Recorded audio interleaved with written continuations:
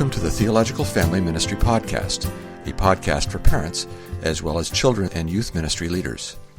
We are dedicated to showing how theological study and biblical application relate to the discipleship of children and youth. As always, we're hosted by Pastor Ben Palaz, the pastor of Family and Children's Discipleship at Curtis Baptist Church in Augusta, Georgia, and Tony Trusoni, the family and student pastor at Faith Family Church in Finksburg, Maryland. Good afternoon, Ben. How are you doing today? Doing good. A little sleepy, but it's that time of the day, and it's been a busy couple weeks. But how about you? Doing well. It just really feels like the time's buzzing by between recording with you. It's almost like we just finished recording another podcast, like literally seconds ago. Why would you think that is?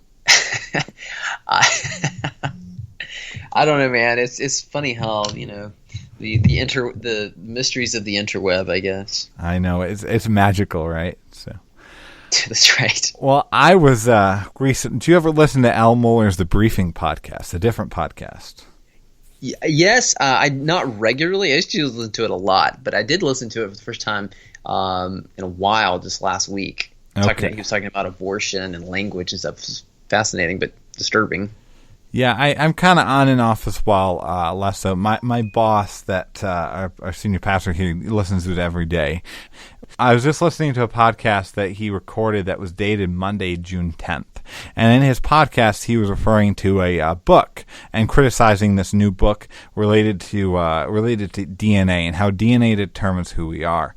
There's a new book apparently called Blueprint, How DNA Makes Us Who We Are.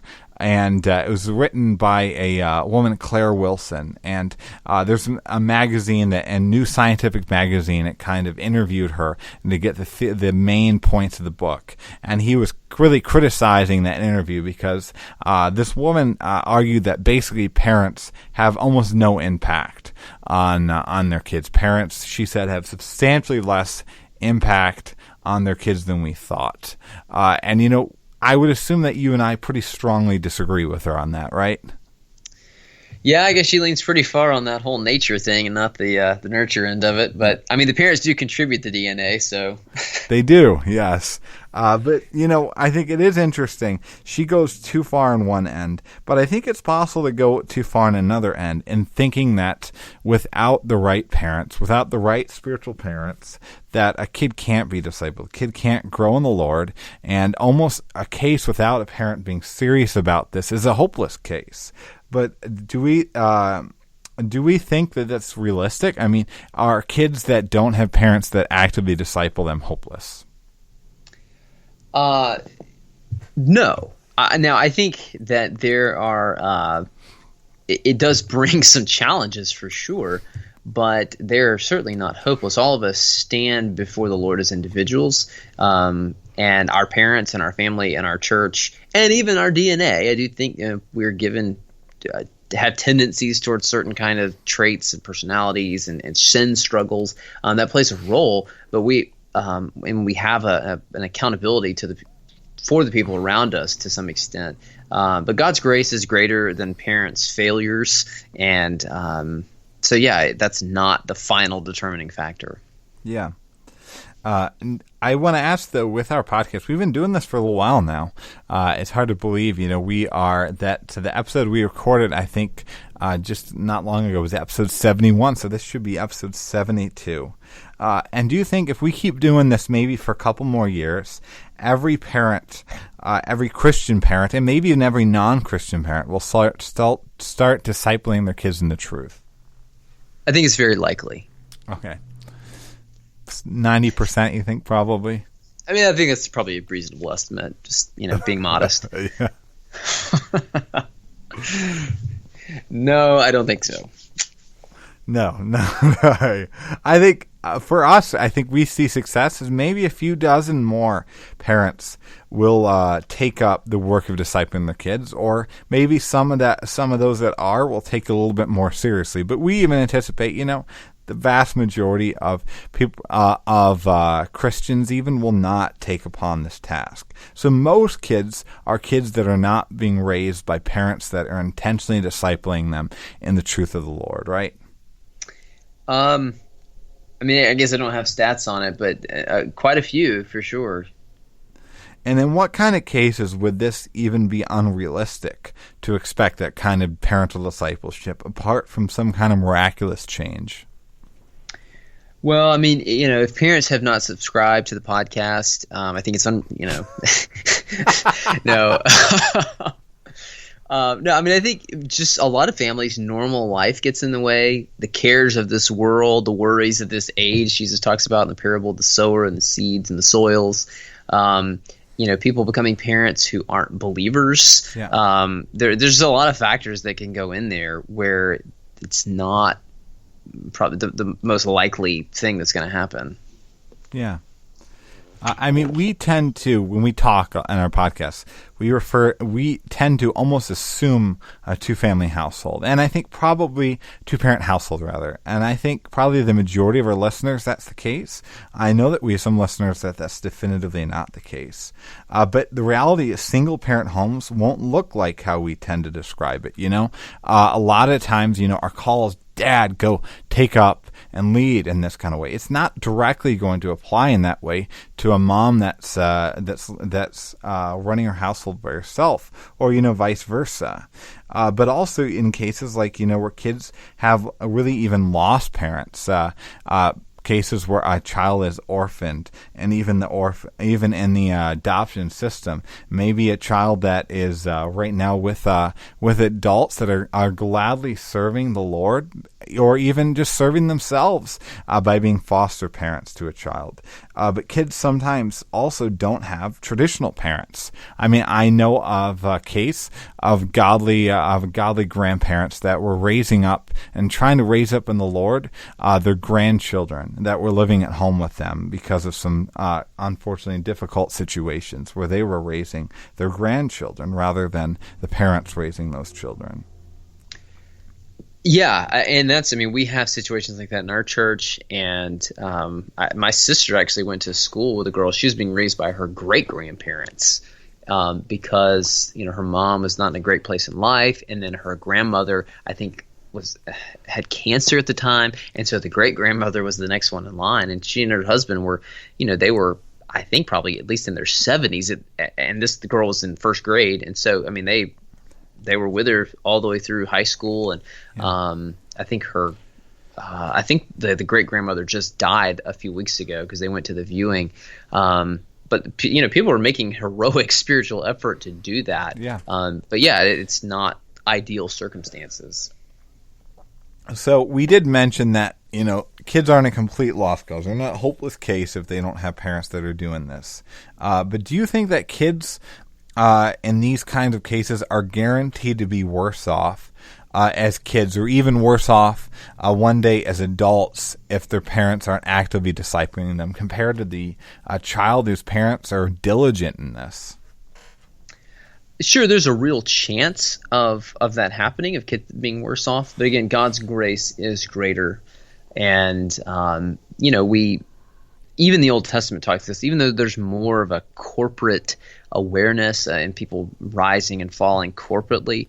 In the prophets, you see this where it talks about, people being punished for their own sins or being rewarded for their righteousness based on their own life, but that someone else is not directly going to be judged by that. And so just because you don't have the ideal set of circumstances does not mean that, these kids are automatically just going to, be degenerates. Yeah, I agree. And I think some overt examples. So I was reading a book, Seeking Allah, Finding Jesus, last, I think it was probably Thanksgiving time. And that's by a guy who has since gone to be with the Lord, named Nabil Qureshi. Died of a fairly young age of cancer. And he tells a story of how his parents had even to the point, I think he'd right and had not trusted in the Lord as their Savior. And this man, people who knew him really testified how godly Nabil Qureshi was, how, sincere in his faith, and how his maturity in the Lord really outpaced a lot of his friends and a lot of people who had been raised by Christian parents that discipled them. And so by no stretch is there a guarantee that people will be worse off. He's used unchurched people in amazing ways and leading people to the Lord even. But I think, like you did mention, oftentimes, they're going to be in some ways at a disadvantage. And I think even proverbially speaking, thinking in terms of proverbs, which are general truths that are not complete, always the case without exceptions. And proverbially speaking, they will be worse off on population level if they don't have parents that are discipling. If you look at enough people, I think there's going to be no question that the bulk of Christian children that are raised in households where parents are actively discipling them, that they're going to be better off. But that doesn't mean that it's every single time. And I think the reason why is God is not God is sovereign. It's not our efforts that are sovereign. God is far bigger than our efforts. And so God is fully capable of raising up an Apostle Paul, who clearly did not have this context of being actively discipled by newly saved Christian parents that followed Jesus during his lifetime or something like that. That's a good point. And I mean, talking about Paul, you can go to Timothy. Now, Timothy had the benefit of his mother and his grandmother were believing, but you get the sense that his father did not. And so dad wasn't spiritually leading the home. Now, again, that's not that could fall within the parameters of what we're talking about. Yeah. So, now, does our emphasis on family discipleship that we do with the TFM, does our fundamental work with TFM actually hurt these kind of kids, Ben? Not necessarily. I mean, I think that those kids can still be ministered to by believing families and by believing kids and or parents. And whether it's our own churches or those that are listening who, take something away from what we're talking about, it may mean that a church puts its limited resources in terms of people and time and money into more family-oriented ministry than just ministry that's geared towards kids and towards teenagers. But every church has to make those decisions on how they're going to spend their time and their money. And so you can't say yes to every ministry opportunity. Just nobody can. No, by no stretch. Yeah, I like your answer there. I would add to that, I do think if we idolize traditional families, I think if anyone that's big in family discipleship really idolizes this traditional family and makes it into something that's of more importance than even the Bible portrays upon it, I think it can. But I don't think that's ordinarily the case.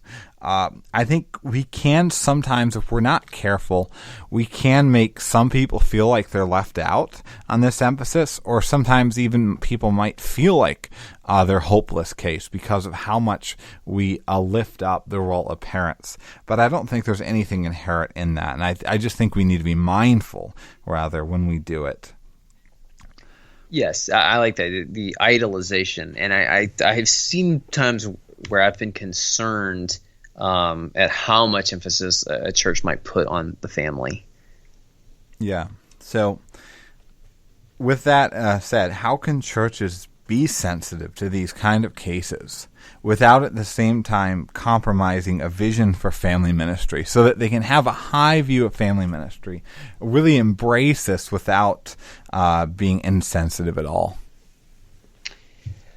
Well, I think you could pray that God gives a burden to some in your church to fold such young people into their lives. Just keeping it before you, trying to send godly adults their way.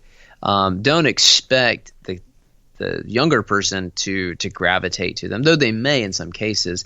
But if a godly adult is investing in them, and again, you have to be very careful about what that looks like.